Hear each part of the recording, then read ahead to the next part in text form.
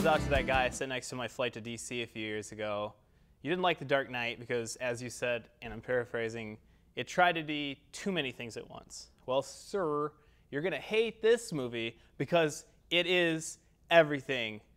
I'll see you stink. I'm not going to lie, I was blown away by The Dark Knight Rises.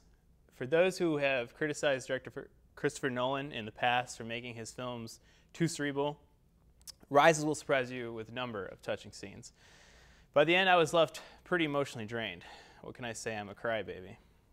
Without spoiling any of the film's many twists, if you've read the great Jim Starlin's Batman the Cult, you will recognize a storyline or two here. Frank Miller's Batman Year One gets revisited here as well. And of course, the one everyone expects, Nightfall. That said, I have a pretty good knowledge of Batman lore, and even I got taken by a few red herrings because I was so engrossed with the story and the characters. Speaking of which, if you were disappointed by the lack of strong female leads in the franchise's previous two films, Rises plugs the proverbial gap with both Anne Hathaway as Catwoman and Marion Cotillard as Miranda Tate.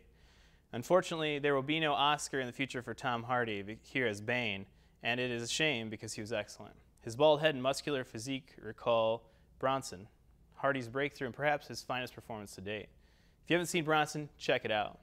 Michael Caine, although barely in the film, is magnetic in his reprisal as Alfred Pennyworth. Although I know many critics have turned in reviews that weren't as enthusiastic as mine, The Dark Knight Rises is without a doubt worth the price of admission, far better than both The Avengers and The Amazing Spider-Man and anything else this summer. It was flawless. Okay, so I disagree with you because I think Tom Hardy's best performance was This Means War, because that was my favorite thing he was in.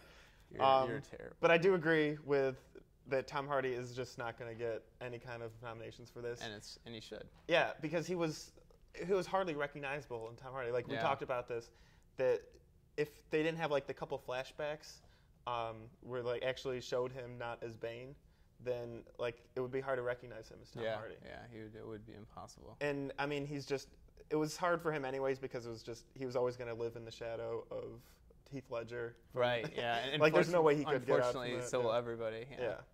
But I also liked in this that he didn't overshadow Batman, which Heath Ledger did in The Dark Knight. Right, it just took away. Like I remember there's been times I've watched The Dark Knight, fast forwarded through every other scene just to watch Heath Ledger's scenes because I'm just like, it's so exciting to watch. But I didn't get that from this one. Well, I think Bale stepped it up. I think he had a lot more range and a little bit more. He was more dynamic. He toned down like the gravelly voice. Yeah, for sure. But I also agree with you in saying that the women in this were so much better than like the last two. It's like Katie Holmes and what's Maggie Gyllenhaal. And it's like they're fantastic, but they just there was just maybe it was the script, maybe it just wasn't written for them, you know. It's just about men, you know.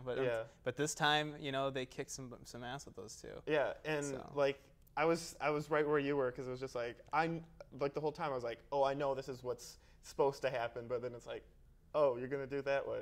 Yeah. And then Joseph Gordon-Levitt also. Like, dude, yeah. I mean, he was amazing. Like, I mean, when is he not? But like, he was just, he was unstoppable. I mean, he's like Third Rock from the Sun is just probably his best performance. I mean, that's still, his breakthrough and greatest performance. But I mean, literally, like every time Christopher Nolan comes out with a new movie, like I'm always excited to see it. Yeah, doesn't matter what it's gonna be. He always delivers.